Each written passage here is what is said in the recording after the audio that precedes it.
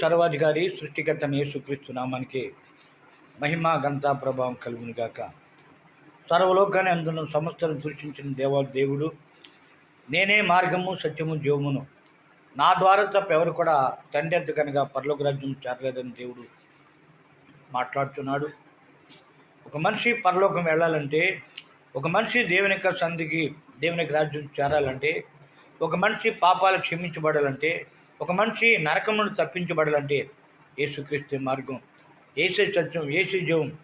యేసు ద్వారా తప్ప మానవ జాతికి రక్షణ పొందే మార్గం అనేది లేదు.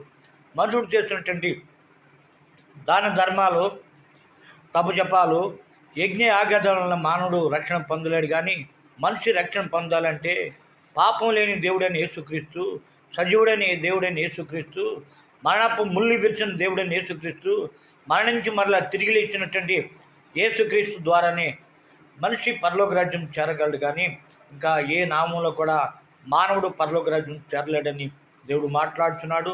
ఆయనే ప్రభువైన యేసు. ఆయనే నీ కొరకు, నా కొరకు, సర్వ శరీరుల కొరకు, మానవ జాతి అందరి కొరకు కలవరి శరీరులో తన ప్రాణం పెట్టి ఆయన మనందరి కొరకు బలైన దేవుడు. ఆయన లోకంలో జీవించుండగానే ఆయన చెప్పిన మాట ఏంటంటే, నన్ను సిలివేస్తారు, నేను చనిపోతాను, నన్ను సమాధి చేస్తారు, మరలా తిరిగి 3వ దినం తిరిగి లేస్తానని చెప్పిన దేవుడు. ఆయన నమ్మదగిన వాడు. ఆయన మనందరి దేవుడు. ఆయన ద్వారా తప్ప ఏ నామంలో కూడా మనం రక్షణ పొందలేము. ఆయన ద్వారా తప్ప ఎవరి వల్ల కూడా మనం పరలోక రాజ్యం చేరలేము. ఎందుకోసం అంటే మనుషుడు పరలోకం వెళ్ళాలని, అనగా మోక్షము, అలాగే స్వర్గము, అలాగే వైకుంఠం అని అనేక పేర్లతో పిలుచుంటే ఆ యొక్క పరలోక రాజ్యం వెళ్ళాలంటే యేసు ద్వారా తప్ప ఎవ్వరికి కూడా ఏ నామను బట్టి ఏ నామం కూడా పరలోక రాజ్యం వెళ్ళలేరు. యేసు ద్వారా తప్ప.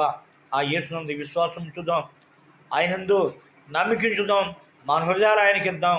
ఆయన మనందరి కొరకు శిలువలో ప్రాణం పెట్టిన ఏకైక దేవుడు.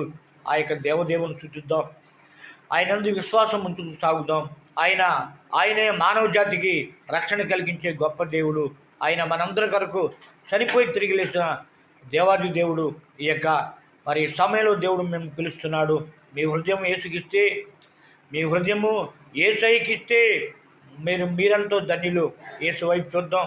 యేసయ్య సహాయం చేసి నడిపించే దేవుడు, యేసయ్య ఆదరించి ఆదుకునే దేవుడు, యేసయ్య మనకు అవసరాలు తీర్చగలిగిన వాడు, యేసయ్య మనకు మేలు చేసి నడిపించేవాడు, యేసయ్య మనందరినీ కూడా కనికరించి కాపాడే దేవుడు ఏంటంటే యేసయ్య నామాన్ని స్తుతిద్దాం, ఆయన నామాన్ని ఆరాధిద్దాం, ఆయన కొరకు ముందుకు సాగుదాం. దేవుని